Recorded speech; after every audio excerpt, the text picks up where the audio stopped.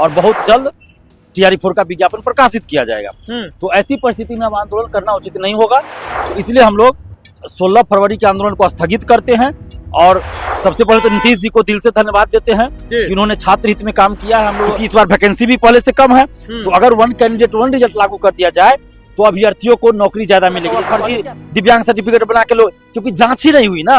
हर vacancy में आप देखिएगा, जब दिव्यांगता का आरक्षण का लाभ लेते हैं तो मेडिकल टीम गठित करके दिव्यांगता की जांच होती है और उसके बाद सर्टिफिकेट की भी जांच होती है, लेकिन यहाँ किसी चीज की जांच ही नहीं हुई। नमस्कार, लाइव टीवी देख रहे हैं आप। देखिए, पटना में छात्रों का एक बड़ा आंदोलन होना था। 16 तारीख की तिथि जो है मुकर्रर की गई थी, लेकिन इसी बीच बीपीएससी की ओर से एक अपडेट आया है।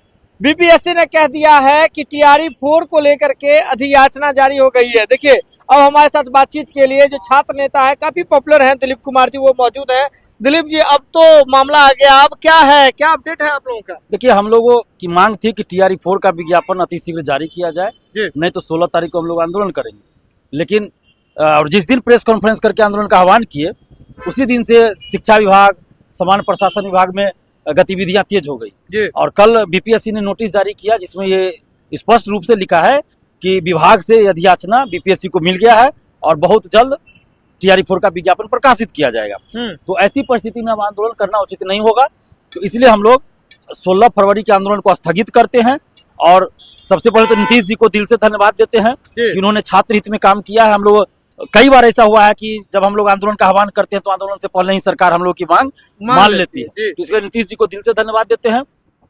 और साथ ही बीपीएससी से भी हम कहना चाहते हैं कि 10 दिन के अंदर नोटिस जारी कर दीजिए, यानी नोटिफिकेशन आप बीपीएससी का विज्ञापन जारी कर दीजिए। 10 दिन तक हम लोग इंतजार करते हैं। उसमें म्यूजिक शिक्षक, शारीरिक शिक्षक, कंप्यूटर शिक्षक, साइंस, सोशल साइंस, सबका सम्मानजनक और जितनी रिक्तियां हैं उन सभी सीटों पे अच्छे खासे सीट पे भर्ती हो, विज्ञापन में सभी चीज का जिक्र हो।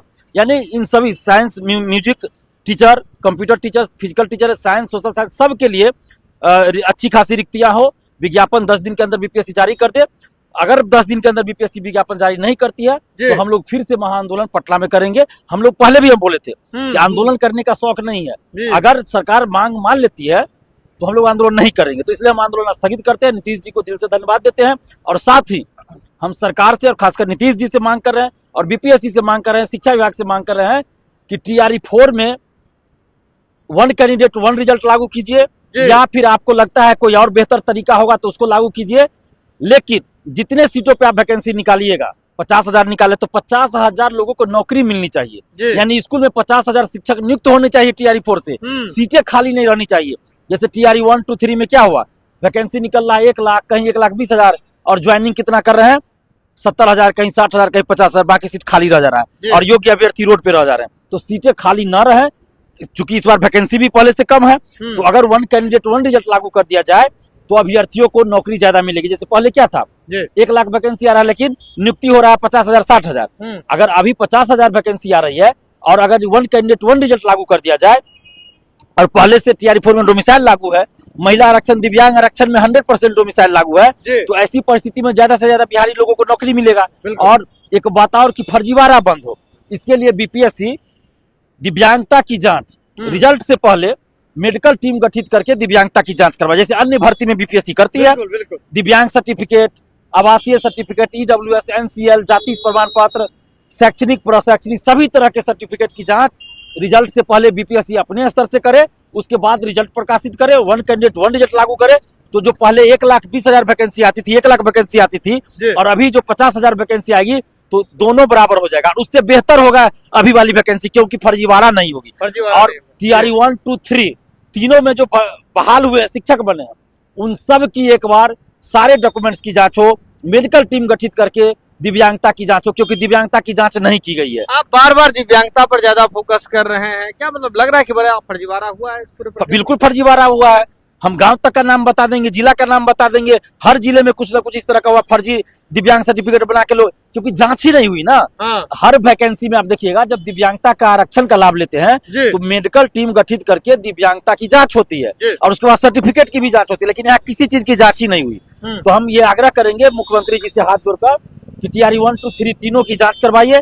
जो भी फर्जी तरीके से गए हैं उन सबको बाहर कीजिए, 10 से 15 साल के लिए प्रतिबंधित कीजिए, जेल भेजिए और जितना पैसा वो लोग लिए हैं वो सब वापस लीजिए, सरकार के खाते में आवे वो पैसा वापस लीजिए, ये हम लोगों की मांग है। तो अब कितने पदों पर वैकेंसी की मांग आप लोग की लगातार की जा रही है? देखिए हम लोग तो 1 लाख से अधिक वैकेंसी चाहते थे जी। और चुनाव से पहले 1,20,000 को लेकर आंदोलन भी हुआ, लेकिन उस समय चुनाव था तो सरकार सोची कि कम वैकेंसी देंगे तो वोट बैंक प्रभावित होगा। तो अब जितना वैकेंसी आ रहा है 46-48 कहा जा रहा है, तो हम लोग चाहते हैं कि पहले इतने सीटों पे विज्ञापन जारी हो जाए, क्योंकि अगर अभी विज्ञापन जारी नहीं होगा तो वैकेंसी लटक जाएगी और 28-29 चला जाएगा, लोकसभा चुनाव चला जाएगा।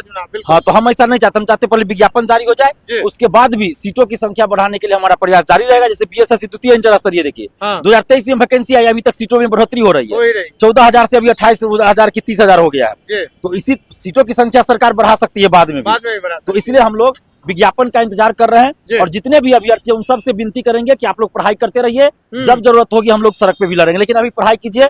और सरकार से हम आग्रह करेंगे कि म्यूजिक शिक्षक, कंप्यूटर शिक्षक, शारीरिक शिक्षक सभी के साथ न्याय हो, सोशल साइंस सभी के साथ न्याय हो और सबके लिए अच्छे पदों पे अच्छे सीटों पे वैकेंसी आए।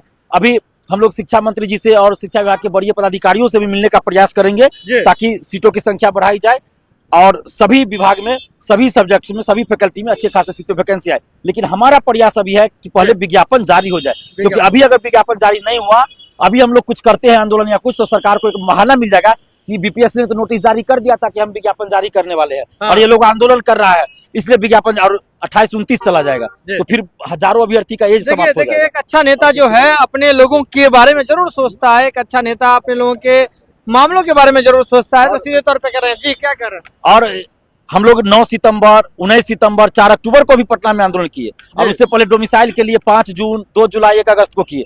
तो नीतीश जी को धन्यवाद कि उन्होंने डोमिसाइल लागू किया 85% शिक्षक भर्ती में। उसके बाद महिला आरक्षण और दिव्यांग आरक्षण में 100% डोमिसाइल लागू, यानी महिला आरक्षण और दिव्यांग आरक्षण का लाभ आपसी बिहार के लोगों को, महिला आरक्षण सिर्फ बिहार की बेटियों को मिलेगा।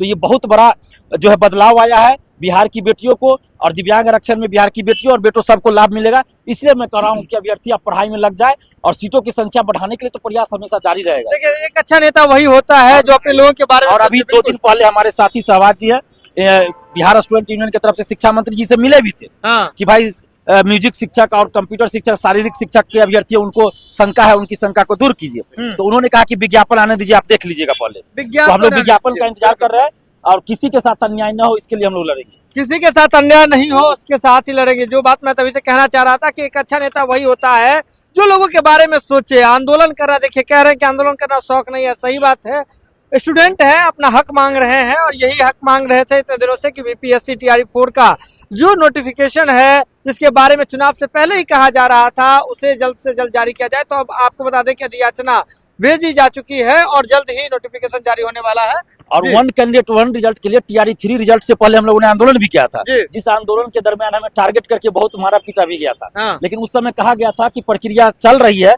तो बीच प्रक्रिया में हम चेंज नहीं ला सकते, लेकिन अभी तो बहाली की प्रक्रिया आप शुरू कीजिएगा। इसलिए 1 कैंडिडेट 1 रिजल्ट लागू कर दीजिए ताकि ज्यादा से ज्यादा लोगों को नौकरी मिले। तो सीधे तौर पर समझिए बीपीएससी टीआरई 4 के लिए जो आंदोलन होना था 16 तारीख को पटना में, 16 फरवरी को, तो उसे स्थगित कर दिया गया है और इंतजार कर रहे हैं नोटिफिकेशन का कि जब अधियाचना हो गई है तब नोटिफिकेशन आ जाएगा, उसके बाद फिर आगे की रणनीति बनाई जाएगी। लेकिन कह रहे हैं छात्रों से कि पढ़ाई कीजिए, पढ़ाई करने से ही रिजल्ट होगा और उसके बाद ही जो लंबे समय से मांग कर रहे थे वो आपकी ख्वाहिश, वो मांग जो है वह तभी पूरी हो पाएगी। जुड़े आप लाइव सिटीज के साथ, खबरों का सिलसिला लगातार जारी है।